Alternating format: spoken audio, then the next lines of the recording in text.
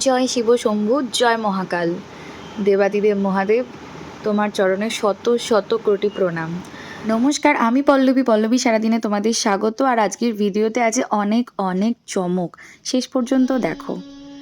আর ভগবানের জন্য অল্প কিছু আয়োজন, সেটা তোমাদের সঙ্গে শেয়ার করলাম।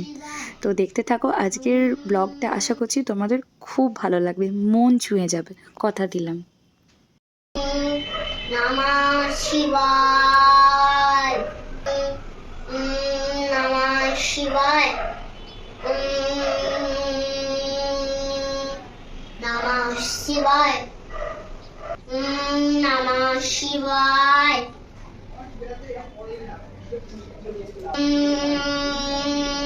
নমঃ শিবায়,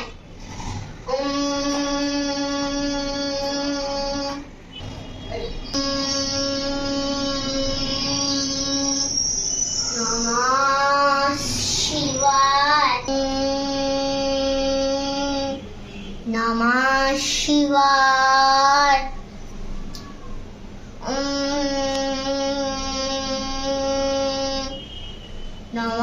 ঠিক তোমাদের মতো আমিও কিছুটা অবাক হয়েছিলাম।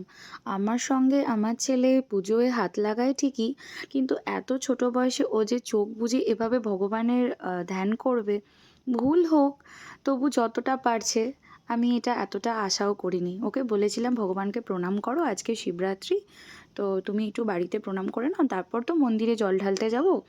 তো ও যে সেটা এভাবে করবে আমি সত্যিই ভাবতে পারিনি। তো সেটা তোমাদের সঙ্গে শেয়ার করলাম।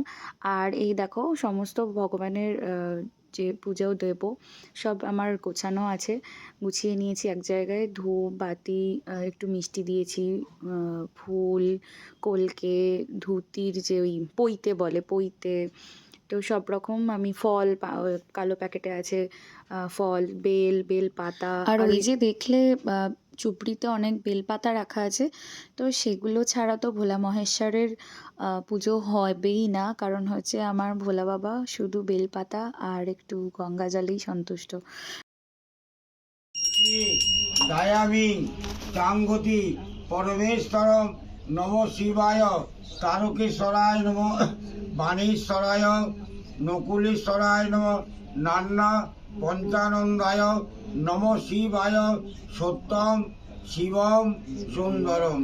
এটা কার কি নাম? এটা দেবাদিদেব মহাদেব, তুমি সবাইকে ভালো রেখো, সুস্থ রেখো। আর দেবাদিদেব মহাদেব শুধু যে অল্পতে সন্তুষ্ট তা তো নয়, তিনি নীলকণ্ঠ, তিনি সমস্ত নীল নিজের কণ্ঠে ধারণ করেন। সবাইকে ভালো রাখবেন, শুধু অন্তর থেকে বাবাকে একবার ডেকো। সবাই ভালো থেকো, সুস্থ থেকো।